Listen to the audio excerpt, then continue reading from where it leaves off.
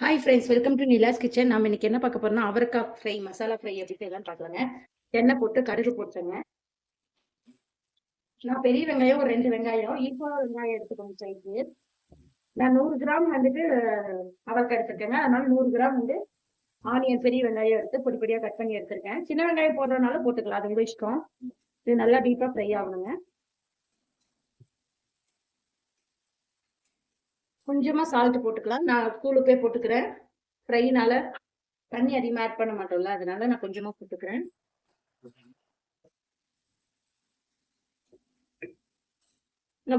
இந்த அளவுக்கு நல்லா டீப்பா ஃப்ரை ஆகணும். கொஞ்சமா மஞ்சத்தூள் போட்டுக்கலாம்.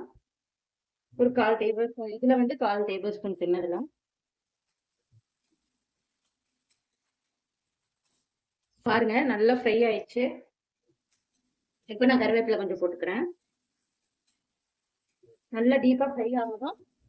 நான் எடுத்து வச்சிருக்க அவரைக்காயை போட்டுக்கிறேங்க. வாஷ் பண்ணி தான் கட் பண்ணி வச்சிருக்கேன். ஒரு நான் 100 கிராம் தான் எடுத்துருக்கேங்க, நிறைய எடுத்துக்கலாம்.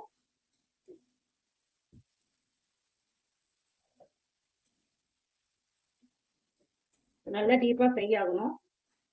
அதுக்கப்புறம் மசாலா ஆட் பண்ணிக்கலாம். பாருங்க நல்லா ஃப்ரை ஆயிட்டு இருக்கு. இந்த ஸ்டேஜ்ல குழம்புத்தூள் வீட்லயே அரைச்சது இந்த ஸ்பூன்ல, சின்ன ஸ்பூன்ல 1 ஸ்பூன் போட்டிருக்கேங்க. வேற எந்த ஐட்டமும் ஆட் பண்ணல. இதுலயே இந்த மசாலா காய் போட்டு நல்லா ஃப்ரை பண்ணுவோம். எந்த அளவுக்கு டீப்பா ஃப்ரை பண்றோமோ அந்த அளவுக்கு டேஸ்ட் இருக்குங்க. நம்ம எந்த ஒரு இது தண்ணி எதுவுமே ஆட் பண்ண வேணாம். சிம்ல வச்சு நல்லா டீப்பா ஃப்ரை பண்ணிக்கோங்க. அதான் டேஸ்ட் சூப்பரா வரும். நல்லா டீப்பா ஃப்ரை ஆகிட்டு பாருங்க, நல்லா டீப்பா ஃப்ரை ஆயிட்டு இருக்கு. இன்னும் கொஞ்சம் நல்லா ஃப்ரை ஆகும் நம்ம காய்.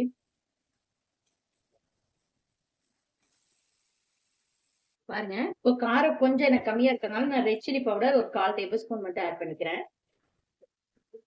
ஃபைனல் டச்சா ஆட் பண்ணுங்க. ஸ்டார்டிங்கே உங்களுக்கு நெடி அடிக்கும். நம்ம இந்த ஃபைனலா வறுக்கச்சத டேஸ்ட் சூப்பரா இருக்குங்க. மசாலா போட்டு இது நல்லா ஃப்ரை ஆகட்டும். பாருங்க ஃப்ரை ஆயிட்டு இன்னும் 2 நிமிஷம் ஆயிடும். செம்ம டேஸ்டா இருக்குங்க. பாருங்க சூப்பரான ஃப்ரை ரெடி ஆயிடுச்சு. நான் ஆஃப் பண்ணிட்டேன். இப்போ நம்ம எடுத்து போட்டுக்கலாம் பவுல்ல.